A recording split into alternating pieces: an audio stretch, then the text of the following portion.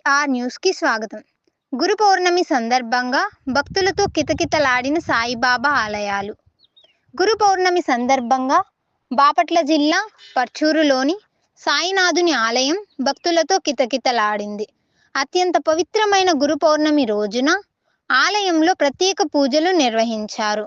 ఉదయం నుండి స్థానికులు, సమీప గ్రామాల నుండి పెద్ద సంఖ్యలో వచ్చిన సాయిబాబా ఆలయానికి వచ్చారు. బాబా విగ్రహానికి భక్తులు స్వయంగా పాలాభిషేకం చేసి తరించారు. ఈ అవకాశాన్ని కల్పించిన ఆలయ కమిటీ కల్పించడంతో భక్తులు కృతజ్ఞతలు తెలిపారు. ఆలయ ప్రాంగణంలో భక్తులకు ఎలాంటి అసౌకర్యం కలగకుండా కమిటీ సభ్యులు అన్ని ఏర్పాట్లు చేశారు.